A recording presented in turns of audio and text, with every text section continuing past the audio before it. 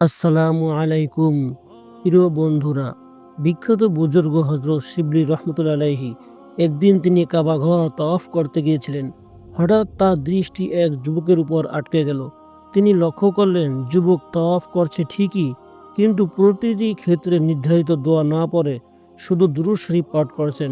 প্রিয় বন্ধুরা, এই ঘটনাটি খুব সুন্দর হতে চলেছে, তাই ভিডিওটি স্কিপ না করে শেষ পর্যন্ত দেখবেন এবং আমাদের এই ছোট্ট চ্যানেলটিকে সাবস্ক্রাইব করে পাশে থাকবেন। শিবলি রহমতুল্লাহ আলাইহি যুবকের কাছে গেলেন, বললেন, ভাই, তুমি কি দুরূদ শরীফ ছাড়া অন্য কোনো দোয়া জানো না? কোন সময় কোন দোয়া পড়তে হয় সে ব্যাপারেও কি তোমার কোনো জ্ঞান নেই? তুমি সর্বত্রই দুরূদ শরীফ পাঠ করছো কেন? যুবক বলল, আমি অনেক দোয়া মুখস্থ পারি, কোন জায়গায় কোন দোয়া পড়তে হয় তাও আমি জানি, কিন্তু দুরূদ শরীফ পাঠ করার যে ফজিলত আমি লাভ করেছি অন্য কোনো দোয়ায় তা আমি পাইনি, তাই সর্বত্রই দুরূদ শরীফ পাঠ করছি। শিবলি রহমতুল্লাহ আলাইহি বললেন, রাসূলুল্লাহ সাল্লাল্লাহু আলাইহি সাল্লামের উপর দুরূদ শরীফ পাঠ করে তুমি কি উপকার পেয়েছো তা আমি শুনতে পারি কি? তিনি বললেন, অবশ্যই, বলো তাহলে। যুবক বলতে লাগলো, আজ থেকে অনেক বছর আগের কথা। আমি একদিন আমার পিতার সাথে হজে আসছিলাম। বাগদাদে আসার পর আমার আব্বা ভীষণ জ্বরাক্রান্ত হলেন এবং কয়েকদিন পর এক রাতে তিনি দুনিয়া থেকে চিরবিদায় গ্রহণ করলেন। কিন্তু তার ইন্তেকালের পর মুহূর্তে দেখা গেল তার মুখের আকৃতি শূকরের আকৃতি ধারণ করেছে। এই অবস্থা প্রত্যক্ষ করে আমি সাংঘাতিক কষ্ট পেলাম এবং কান্নায় ভেঙে পড়লাম।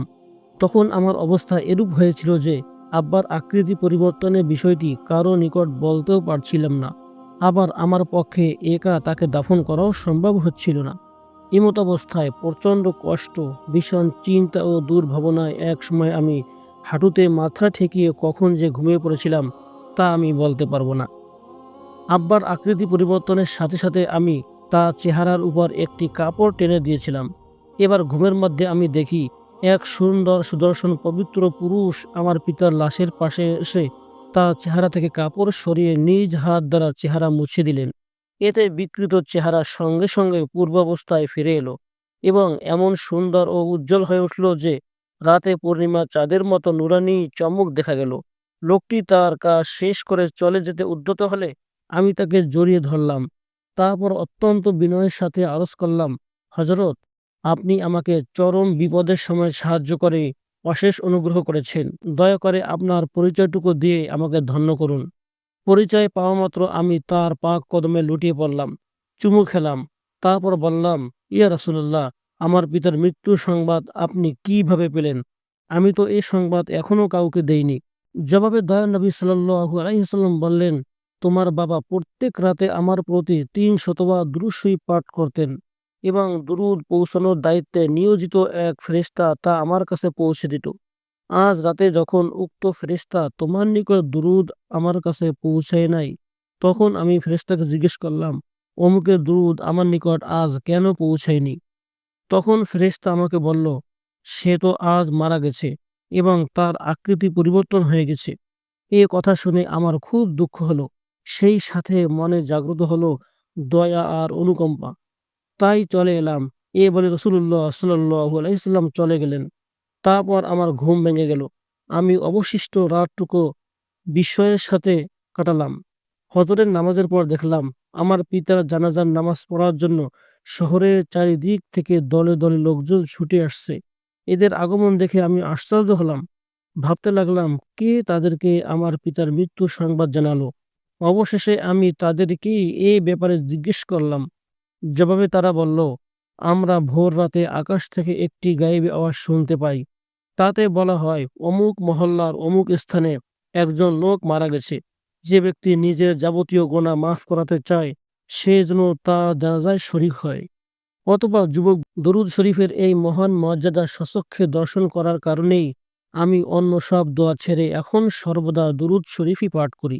এ কথা শুনে হযরত শিবলি রহমতুল্লাহ আলাইহি বললেন, হে বৎস, তুমি যে খুঁটির সন্ধান পেয়েছ উহাকে তুমি আরো শক্তভাবে আঁকড়ে ধরো এবং কখনোই উহাকে ছেড়ে দিও না। প্রিয় ভাই বোনেরা, পবিত্র কোরআন ও হাদিসের বিভিন্ন স্থানে দরুদ শরীফ পাঠ করার জন্য উম্মতকে বিশেষভাবে নির্দেশ দেওয়া হয়েছে। এই হাদিসে রাসূলুল্লাহ সাল্লাল্লাহু আলাইহি ওয়াসাল্লাম বলেছেন, কোনো মুমিন বান্দা কৃপণ বলে বিবেচিত হওয়ার জন্য শুধু এতটুকুই যথেষ্ট যে যখন তার সামনে আমার নাম নেওয়া হয় তখন সে আমার উপর দুরূদ শরীফ পাঠ করে না। হ্যাঁ, নবীজির নাম শুনে যে ব্যক্তি তার উপর দুরূদ পাঠ করবে না তাকে কৃপণ বলা যথার্থ। কেননা যে নবী উম্মতের উপর বর্ণনাতীত অনুগ্রহ করেছেন, যিনি উম্মতের চিন্তায় রাতের পর রাত বেনিদ্রা রজনী কাটিয়েছেন, যিনি উম্মতকে জাহান্নাম থেকে বাঁচানোর জন্য সর্বদা ফিকির করেছেন, সেই মহান নবীর কি একজন উম্মতের কাছে এতটুকু পাওনা নেই যে যখন তার সামনে রাসূলুল্লাহ সাল্লাল্লাহু আলাইহি ওয়াসাল্লামের নাম উচ্চারণ করা হবে তখন সে তার প্রতি দুরূদ শরীফ পাঠ করবে। তাছাড়া আরো বড় কথা হলো এই দুরূদ শরীফ পাঠের দ্বারা নবীজির উপকার যতটুকুই হোক না কেন তার চেয়ে বেশি উপকৃত হয় পাঠক নিজের। সুতরাং উভয় পক্ষের ফায়দা থাকা সত্ত্বেও যে ব্যক্তি এই পুণ্যের কাজ থেকে বিরত থাকবে তাকে কৃপণ ছাড়া আর কি বলা যাবে। পবিত্র কোরআনে আল্লাহ তাআলা দুরূদ শরীফ পাঠের বিষয়টি বড়ই অন্তরঙ্গ ভঙ্গিতে আলোচনা করেছেন।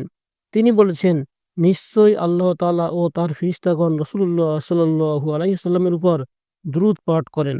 হে ঈমানদারগণ, তোমরাও তার প্রতি দুরূদ ও সালাম পাঠ করো।